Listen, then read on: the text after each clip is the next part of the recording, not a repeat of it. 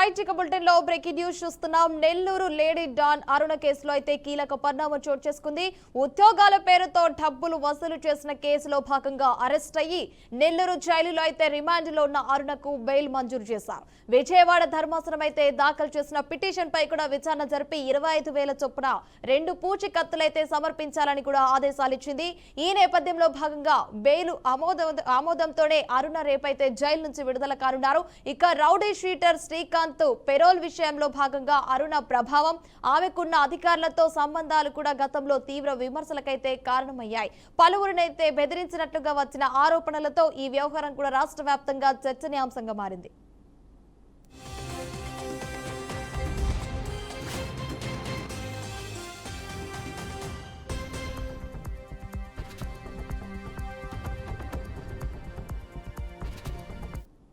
Right ఇక bulletin లో breaking news చూస్తున్నాం. 25,000 చొప్పున 2 పూచీకత్తులు సమర్పించాలని కూడా కోర్టు ఆదేశాలు జారీ చేసింది. నెల్లూరు జైలు నుంచి అయితే రేపు అరుణనైతే విడుదల కానున్నట్లు సమాచారం. రౌడీ షీటర్ల శ్రీకాంత్ పెరోల్ వ్యవహారంలో భాగంగా అరుణ పేరుపై కూడా విపరీత చర్చ కూడా కొనసాగింది. అధికారుల సహకారంతోనే శ్రీకాంత్ నైతే బయటకు తీసుకువచ్చారన్న ఆరోపణలు కూడా ఉన్నాయి. రైట్ ఇక ఇదే అంశంపై మరిన్ని అప్డేట్స్ నెల్లూరు నుంచి మా ప్రతినిధి మల్లికార్జున్ అందిస్తారు. మల్లికార్జున్ చెప్పండి, అప్డేట్స్ ఏంటి? నెల్లూరు డాన్ అరుణకు బెయిల్ మంజూరు చేసింది. అయితే ఇద్దరు పూచీకత్తు సహా 20,000 చొప్పున ఆమెకి బెయిల్ మంజూరైంది. అయితే నెల్లూరు డాన్ గా పేరు పొందిన అరుణ ఈ కేసుల్లో ఆమె ఆల్రెడీ ఉంది.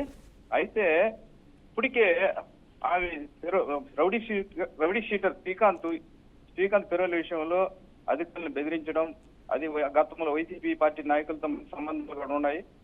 ఈ రౌడీ షీటర్ శ్రీకాంత్ విషయంలో అరుణ ప్రముఖ పాత్ర వచ్చిందని కూడా ఉంది పెరోల్ విషయంలో. ఏదేమైనప్పటికీ రేపు ఆమెకి నెల్లూరు జిల్లా జైలు నుంచి విడుదల అయ్యే అవకాశం ఉంది.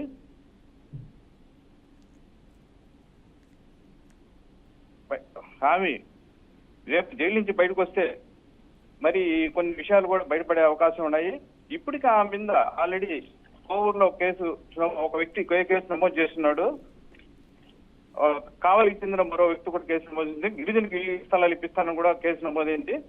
ఏదేమైనప్పటికీ ఆమె బెయిల్ రావడంతో పలు సమస్యలు కూడా ఎదురయ్యే అవకాశం కూడా ఉంది. అది Aruna. Right Mallikarjun, thanks for the updates.